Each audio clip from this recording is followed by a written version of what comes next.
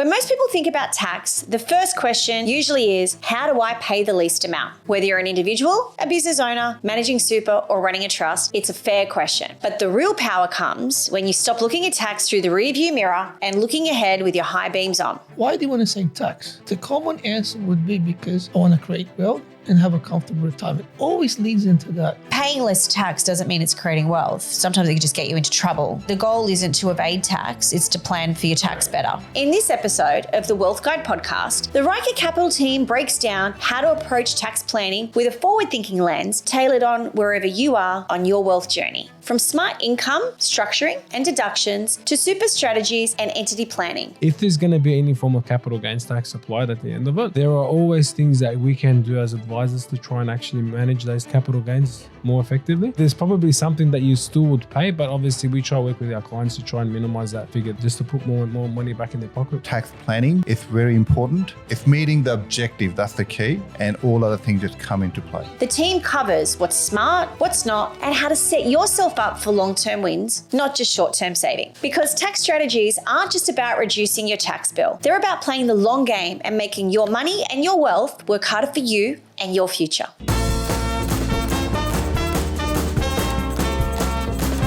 Good morning, everyone. Welcome back to the Wealth Guide podcast. Jack, how are you? Jojo?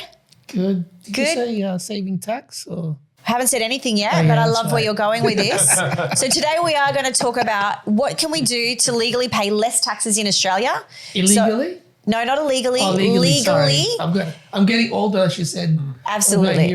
We'll get you a hearing aid, Jack. Absolutely. But today we're going to unpack, we're going to walk away today with at least 5 different examples of how, whether you're an individual, whether you're a business, whether you're a trust, whether it's in your super, how do you pay less tax and still stay on the right side of the ATO where you're not getting a letter or a knock on the door.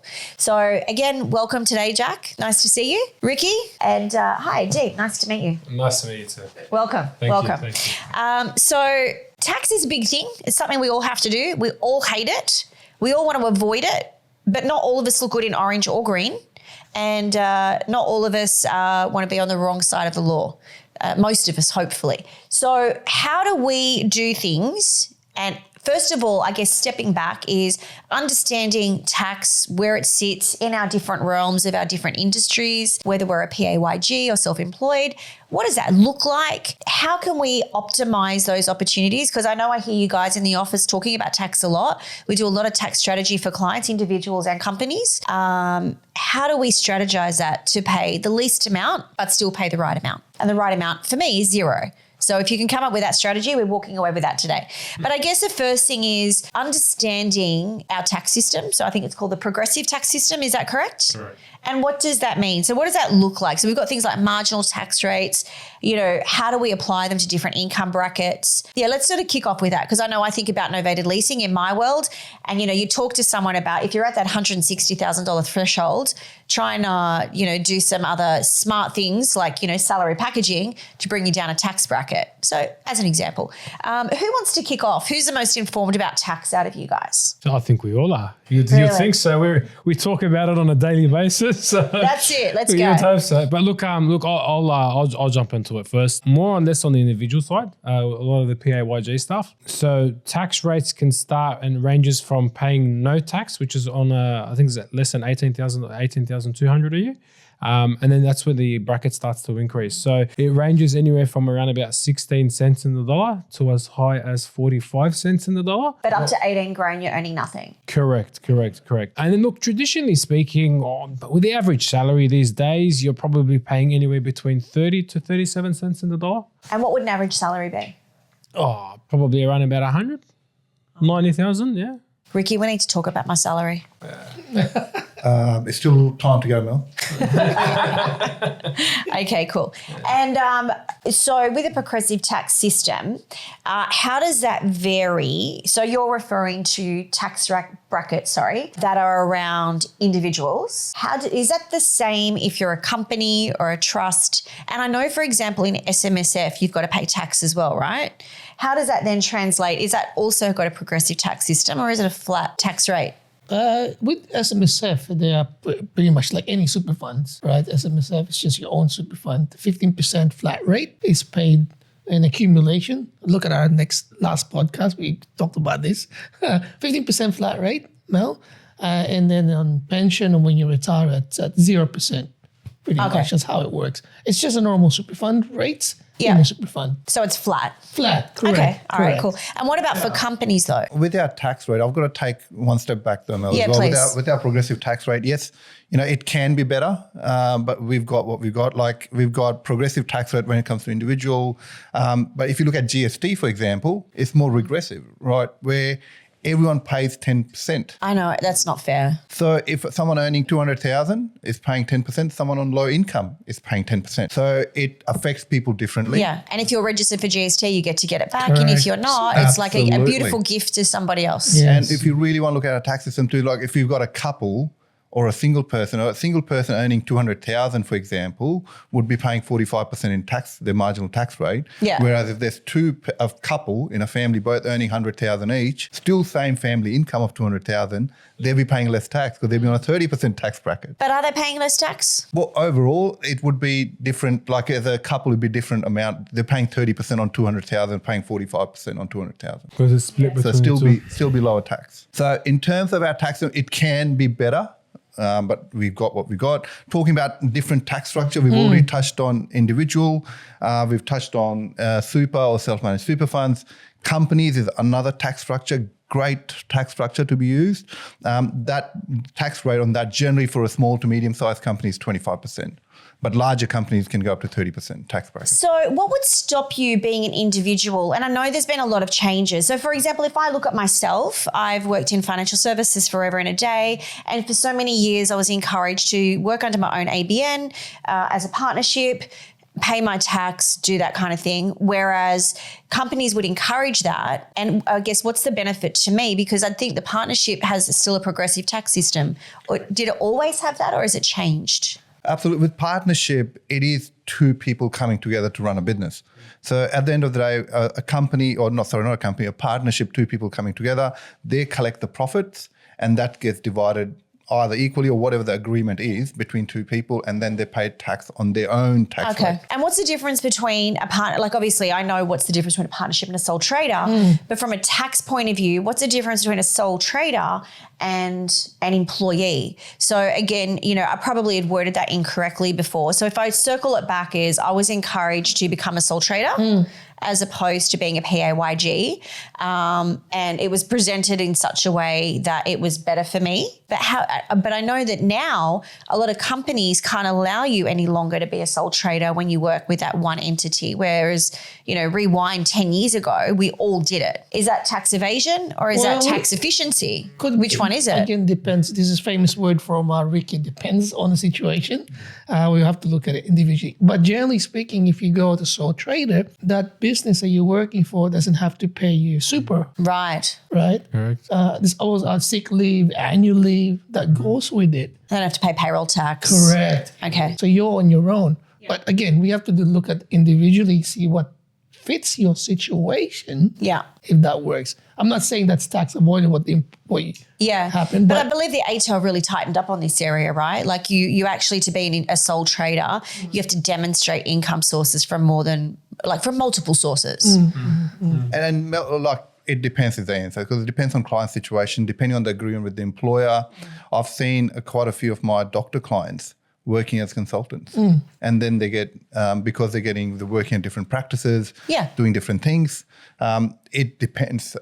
It could be, sometimes I've worked with a client where going on a contract was much better than being an employee because it doesn't restrict you. You've got the freedom of movement. Yes, to Jack's point, you don't get super, you don't get sick leave, annual leave, but there's pros and cons of each strategy, and client situation could depend where being on a contract is much, much better because you get to claim a lot of other things which you won't probably before. Yeah. And, I spoke before about, that example that I used of, salary packaging to sort of, reduce your tax bracket.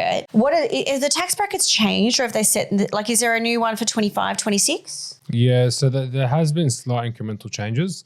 It's I think, give or take, with the most common tax bracket, I think it's reduced by a small amount. It hasn't done anything drastic, but the government has made more changes on those middle income earners. So they're between the 30 to 30, because it used to be, from memory, I think it was 32.5 cents in the dollar. Yeah. They've dropped it down to now 30 cents in the dollar. Yeah, and it doesn't sound like a lot, but it adds up, right? Oh, it definitely does. Absolutely, of course. yeah. Yeah. No, it definitely makes a difference.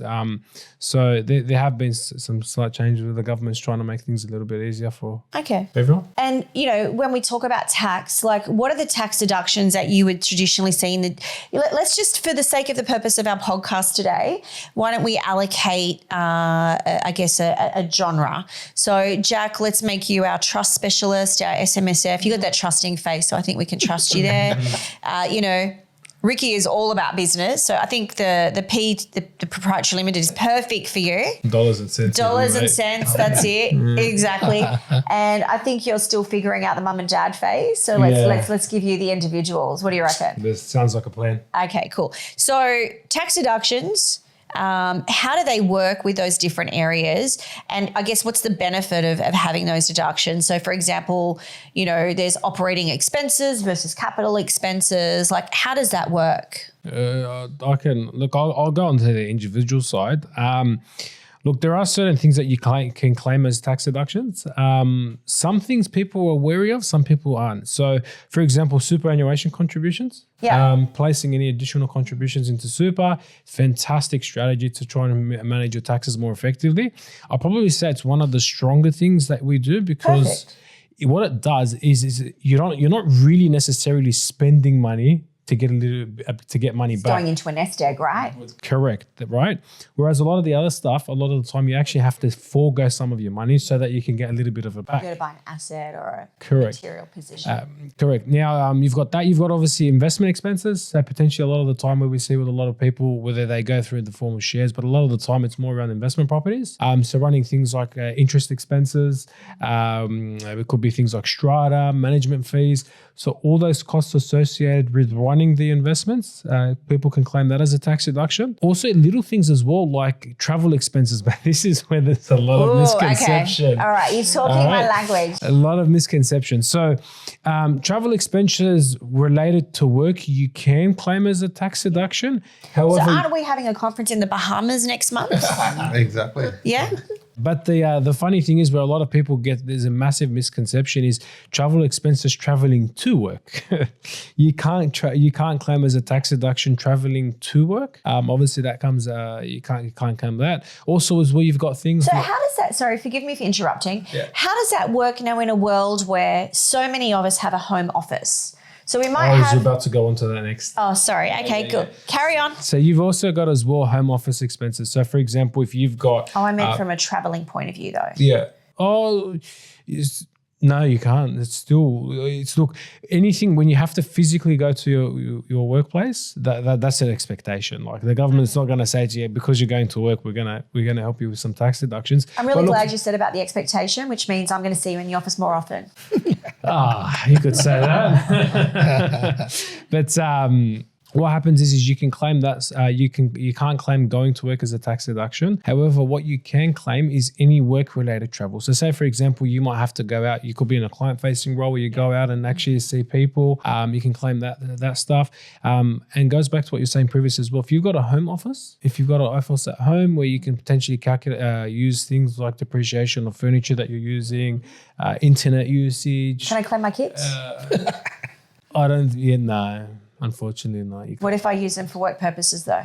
Like getting me coffee, grabbing my lunch. That's a punishment. That's a partnership right there. Partnership or punishment. Well, okay, that already puts me on a better tax bracket, so I can claim them as an expense. I can put them on payroll, honestly. But so just circling back to what you said before, and it just made me think of something. So I've just got some friends, and I'll probably lean in on Jack for this, but all of us collectively. I've just got some friends that bought a property as an investment, and, settlement occurred late April, early May.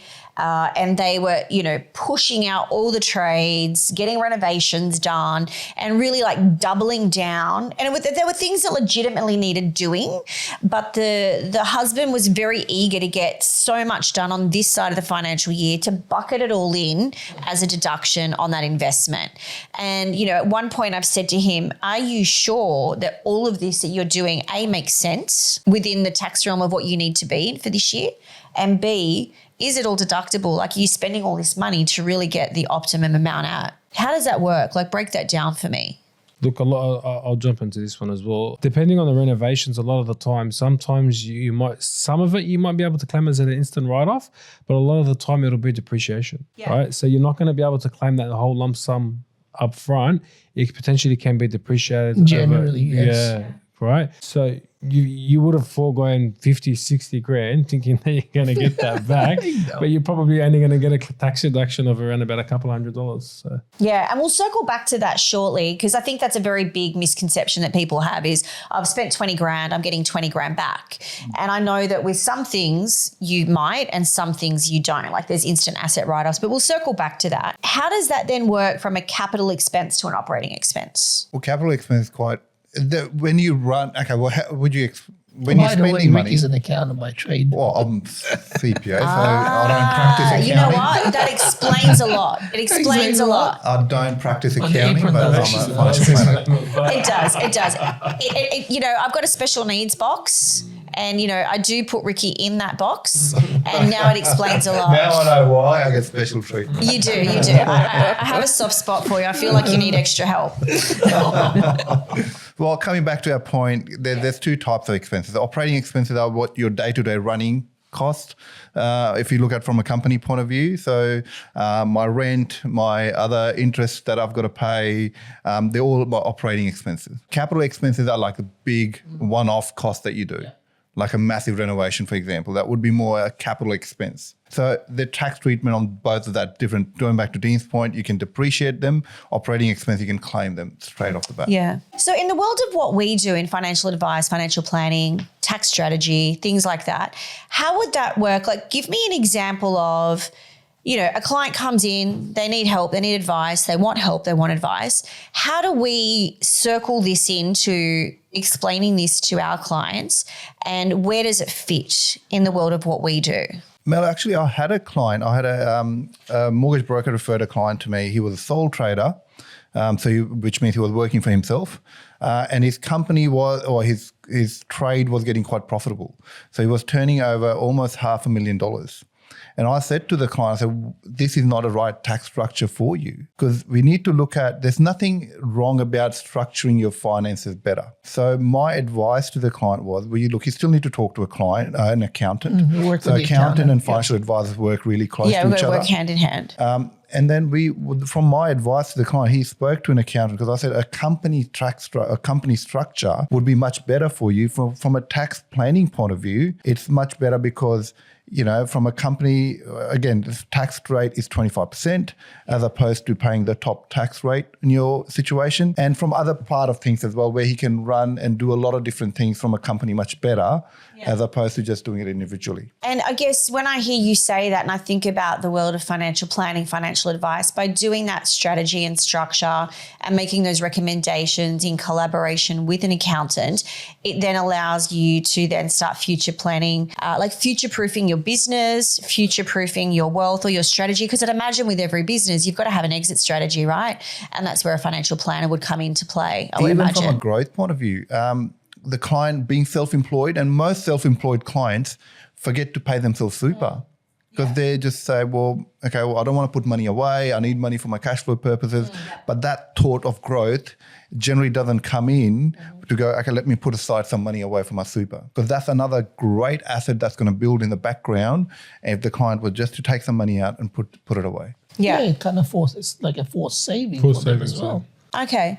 And again, obviously it's paying less tax, right? Because if you're not doing the right super or the right structure or the right place for yourself, even as a business, I'm imagining that you're then paying too much tax within your company, yourself as an individual, all the things that go with it. Like it's a bit of a roundabout kind of thing. Absolutely. And as I would speak on behalf of both the gents here, when we talk to the clients, tax is one part, but it's overall strategy for the client. So tax is, if we just don't focus on tax alone. And we talk about the strategy of the whole collaboration to fit into that client situation. It's an outcome of what we do overall to improve that situation. Yes, who doesn't want to save tax? I do, but that's This makes sense. Yeah. So if we think about like a company that comes in and we are going to do, from a financial planning point of view, we're going to do a tax strategy session. What does that look like? So with regards to company, again, it looks like what's coming in, what's going out. So your operating expenses, that would be key.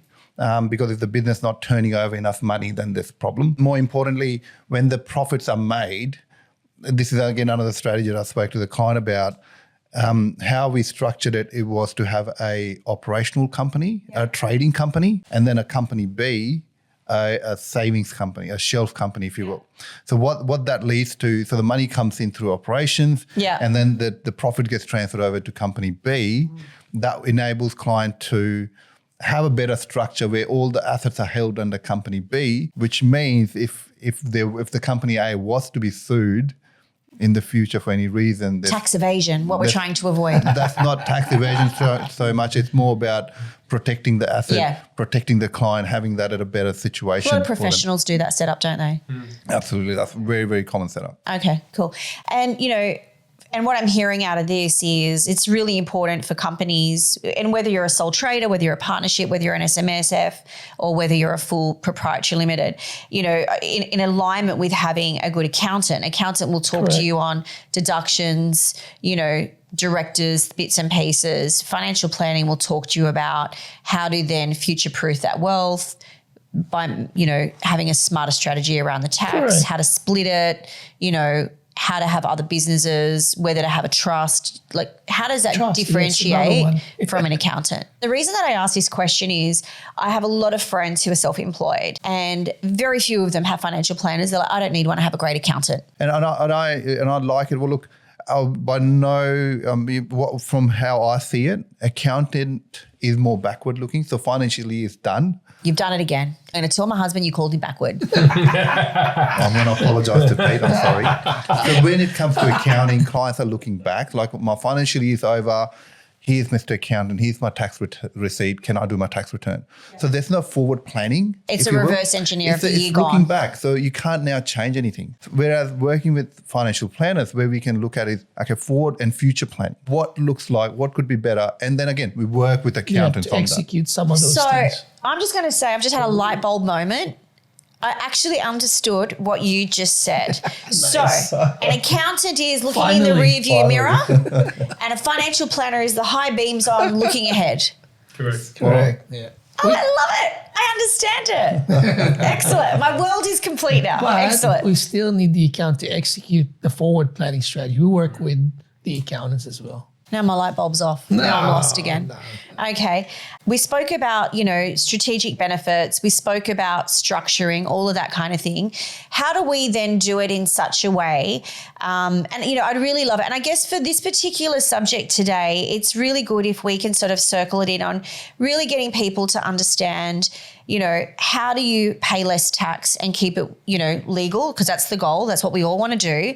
But how do you optimize that? And what areas do you look at? Like what kind of structures? So whether you're an individual, whether you're a trust, whether you're a proprietary limited, I'd imagine there's an optimal structure within the world of what we do that is good advice. So it goes back to always what we say is depends on the client scenario. So I'm going to talk a little bit about the trust side of things. Yeah, please. Now, we live in Google, TikTok, YouTube, especially information world. What was the last part? Information era, where everyone's got so much Google, access. TikTok. Yeah. So we're all experts. You hear a lot of property investors talk about, I should establish a trust to minimize tax. Right, that's one thing. And I love that you're going down this lane because it's what I'm thinking. So go, continue. Yeah. So most investors, a property investor, let's put it this way, they'll say, I'm going to buy property in my name. And they'll say maybe a mortgage broker will say, maybe you should do a trust on the next property purchase, right? A trust, there's many trusts in Australia, Mel.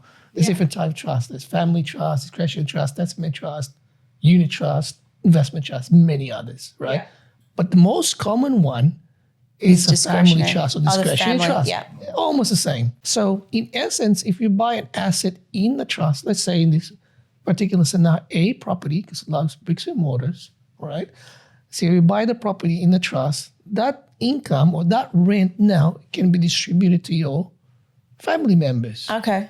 So if you are earning $250,000 and your husband's earning, I don't know, whatever the case may be, or your kids, you can distribute that rent. So we just want to park that comment for a minute. I want to hear the salary limit he said that I need to earn.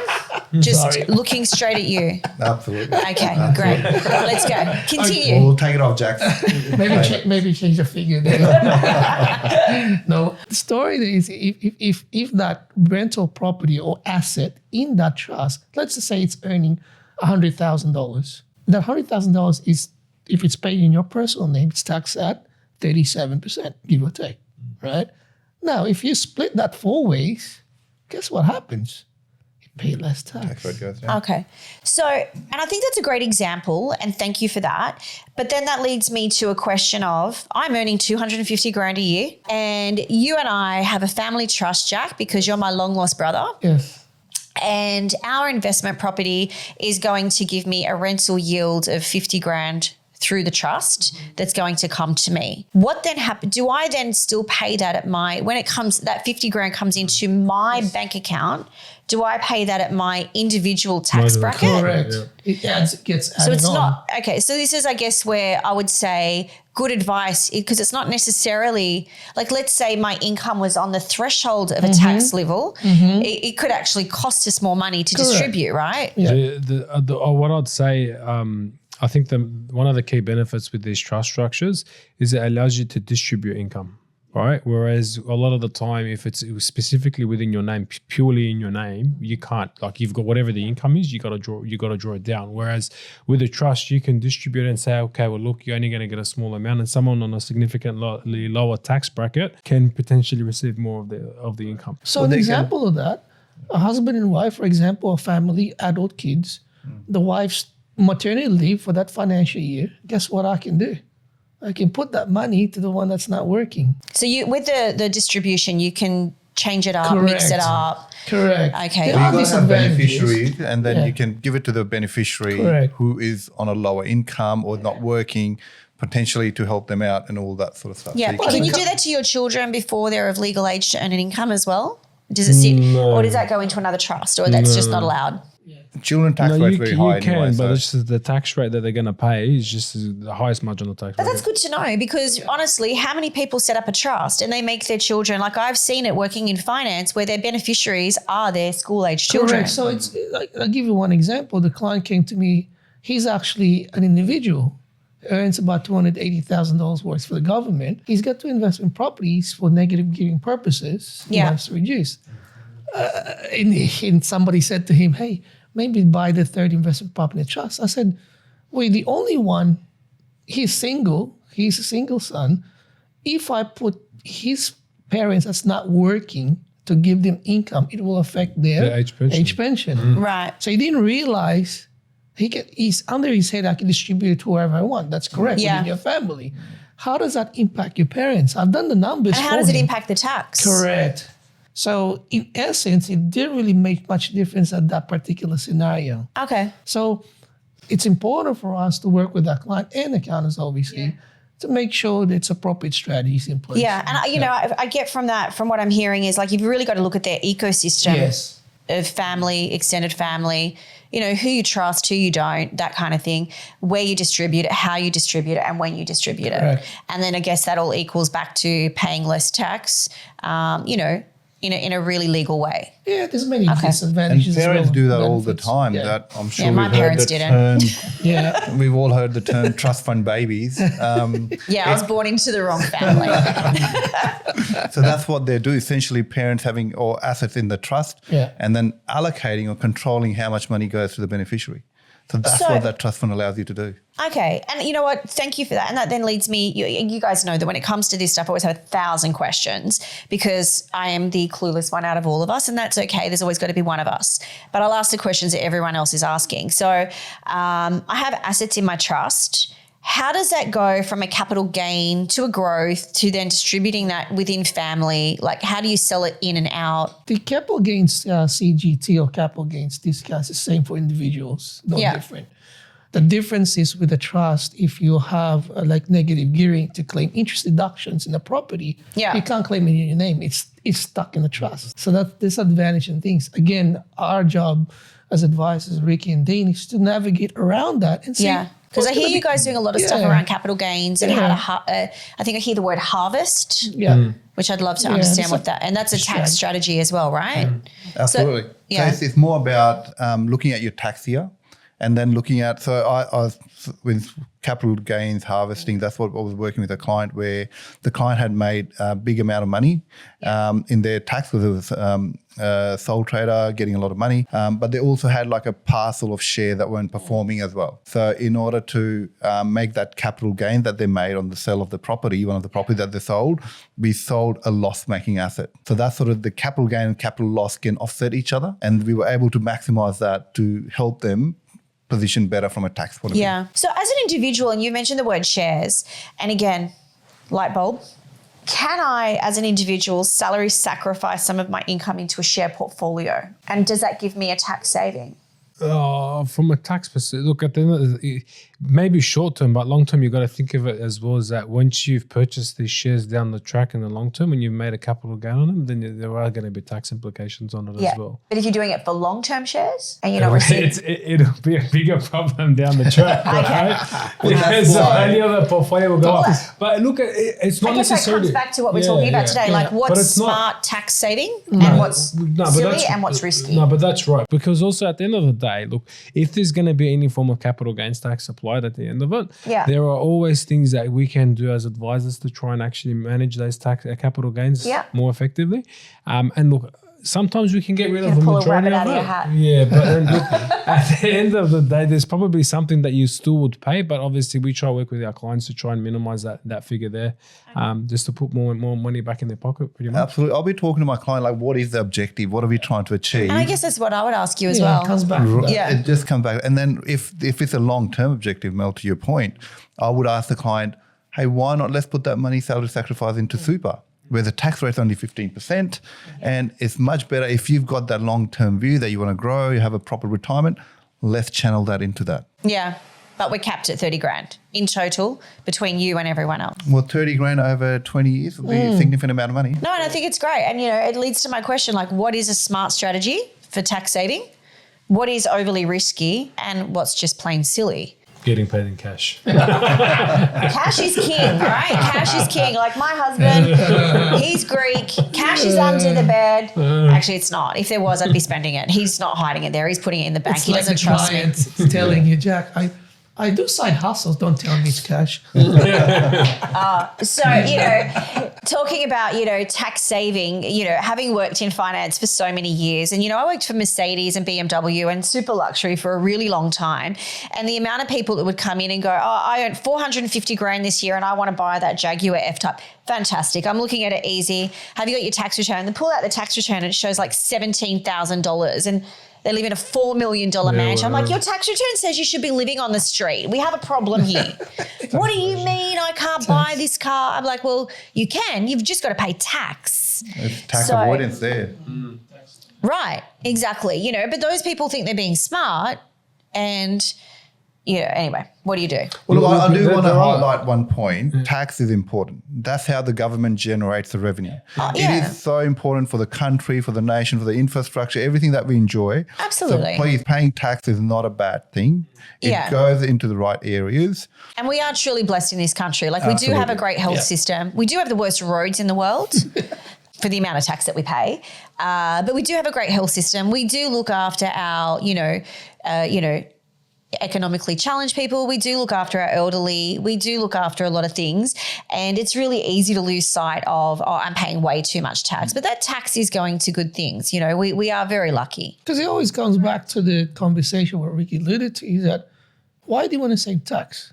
The common answer would be because I want to create wealth and have a comfortable retirement. Always leads into that. Yes, it's an byproduct of the strategies we try to create for our clients, but that's not the goal. I love that. And actually that's right? So it's paying less tax doesn't mean it's creating wealth. Sometimes it can just get you into trouble. So it's, like, how do I optimize the tax that I need to pay and I should pay? How do I, leverage that in a way that saves me money, creates me wealth, and gives me a future plan? And I feel like I listen to you guys in the office. You hear these scenarios and the things that you're saying. And again, people walking out and going, oh, wow, what a difference. And you're not doing anything different in your day. You're just moving things around in a different way and being smarter in how you do it. So I guess for the sake of a bit of humour today, does anyone have an example of anyone that they've met that's, I guess let's not call it risky, let's call it super risky, that they've given you an example and you're like, la, la, la, la, la, la, la. I get a random phone call and answered the phone, and basically what happened was one of the brokers that I work with referred the client to me. So he calls me up. He's like, hey, Dean, look, I've got to ask you some questions. I spoke to my broker. He goes, I need to speak to you for advice. I go, sure. Like, what's the situation? What's the scenario? So he goes, oh, look, I'm 22 years old. I'm making around about $250,000 a year because I'm working 2 jobs. And I'm thinking about buying a car. So I was like, okay, great. Now he's looking at buying a novated lease. Through the discussion, he was telling me that he's getting married probably in the next 2-ish years. He's also in the process of, he's got one investment property at the moment now, which is... we said no names because you're really narrowing this pool down. No. But listen, because this is all part of the story, right? So he's got an investment property that's negatively geared, plus he's building another investment property. Oh, wow. And did you say he's 22? Yeah, he's actually doing well. I have a 22-year-old. Is he married yet? Because I need a good husband. So my daughter is not a trust fund baby. Unfortunately, he is taken. We can sort that out. And he's actually he's going to get married in around about 2 or so years, right? So he's already got enough on his plate, right? Yeah. Now, all he can see in front of him, he was telling me that he wants to buy this brand new shiny Mercedes, right? So he said to me, and his words were, to claim the maximum tax offset as I can to reduce what I pay from a tax perspective, I'm going to do a novated lease for a term of 17 months and pay $1,050 per week. Well, I already know, and I'm not clever, but right? I already know that doesn't even add up. There's Correct. No novated lease benefit there at all. Correct. And also as well, at the term of the lease, which would be 17 months, he's then going to pay another $50,000 to pretty much just to pay out the car. So... So he's primary focus, and I said to him, I go, look, like if you think about all the stuff that you've got coming ahead, whether it's the wedding, whether it's you're building these properties and all that type of stuff, you've already got enough on your plate. Like, look, if you want to save tax, great. There's so many things you can do, but you're going to put it into a car that's going to depreciate.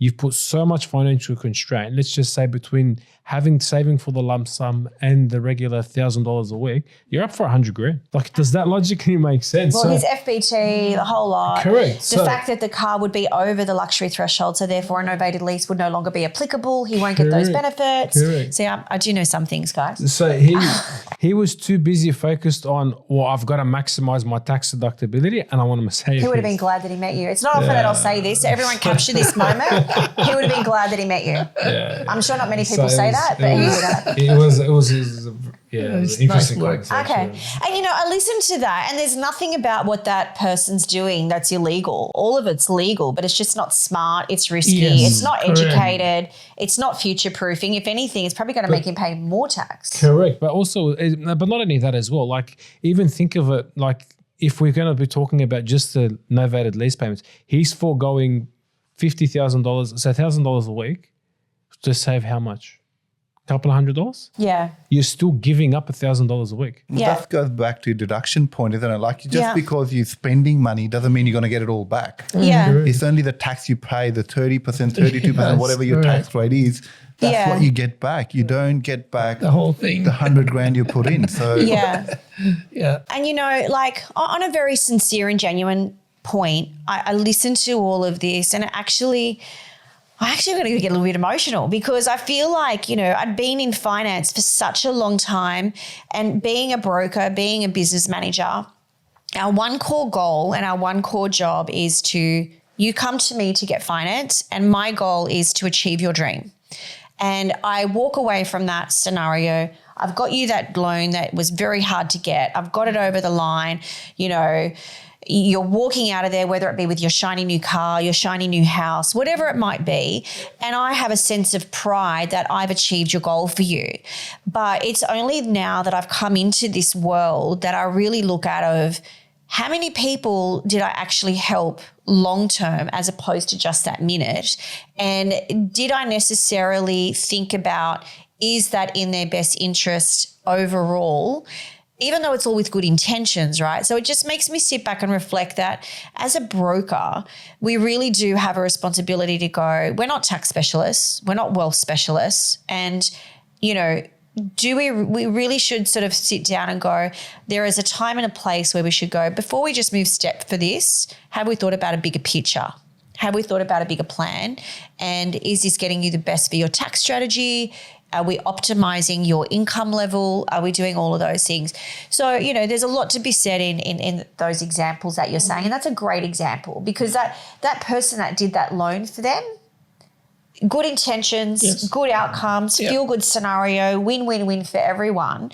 But is it really a win-win-win? That's the question. Well, that's when we sit down with the client, and again, I'll speak on behalf of everyone here, where when we talk to the client, we go, okay, Mr. Client or couple, what is your short-term objective? Or Mrs. Client. Or Mrs. Client, or what is your long-term objective? So that's where, and then you allocate funds accordingly. And then sometimes we have to be, I've been in a situation where I had to tell the client, if we do this short-term goal, at what cost, we won't be achieving our long-term goal. Or if they've got multiple objectives, chasing the sun, all around the world, we go, what are we foregoing? Yeah. What are the consequences? So as long as we are comfortable with that, we play all that scenario. Yeah. Mm-hmm. And then, so it's achieving the objective and making sure the money is working behind for you to achieve that. And then it's just a conversation to sit down with the client. Is it realistic? Well, it's about planning, right? It just comes down to planning. Yeah.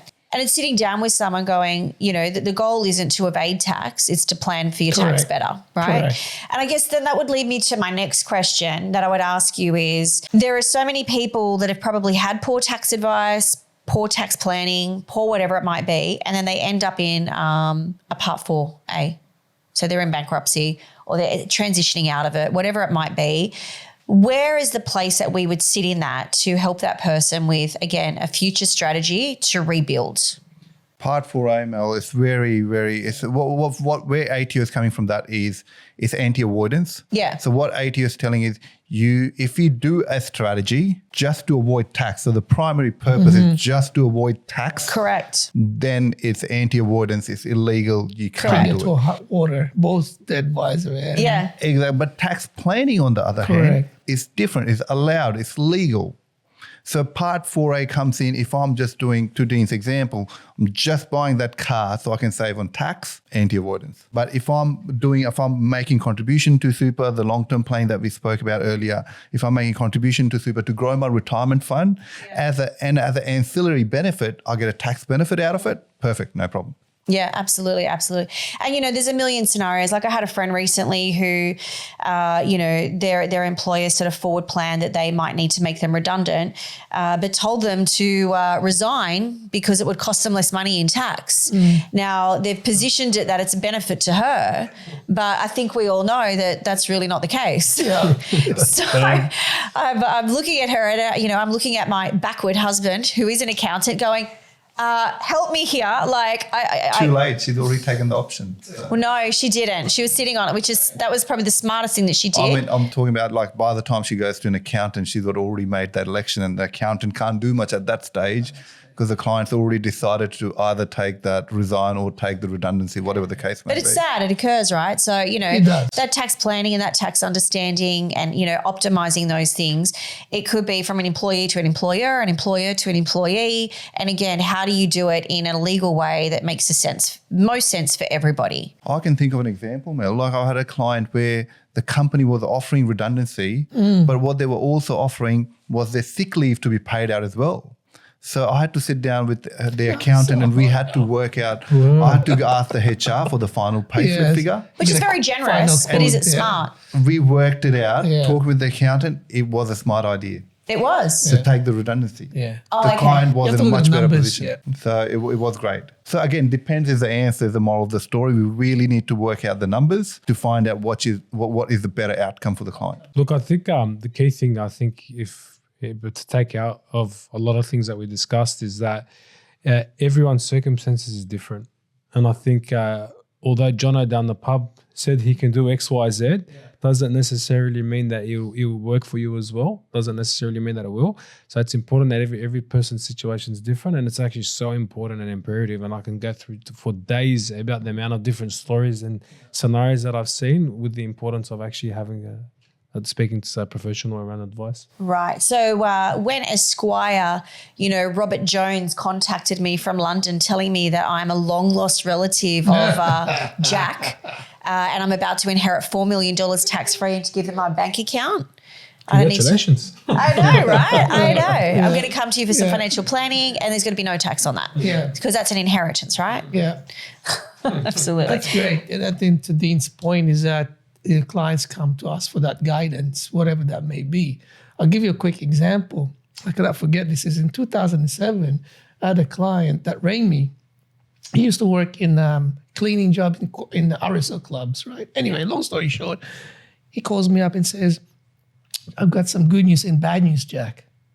And I said to him, well, what's the good news? I won lotto. Guess what? It was 4.9. I cannot forget that number. It was 4.9 something. Anyway, he said to me, good news and bad news.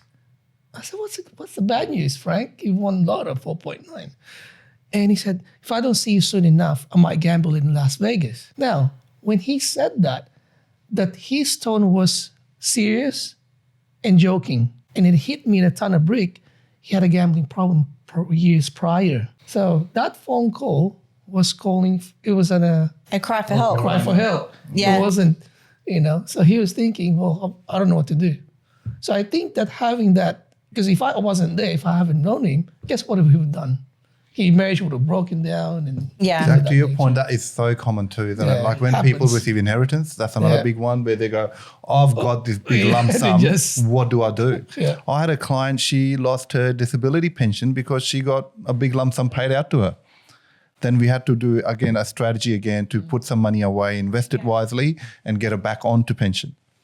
But then I guess the flip of that as well is looking at what is inheritance, what does it look like? Do you still need a pension and how do we manage it for you? So again, it comes down to smart tax and doing it legally and, what is for the best interest for you as a whole. Absolutely. Because we spoke about it earlier in another podcast, right, where we spoke about somebody wanting to lock away money or not pay money just to get a $700 a week pension. Correct. Really, they could be living on $1,200 a week.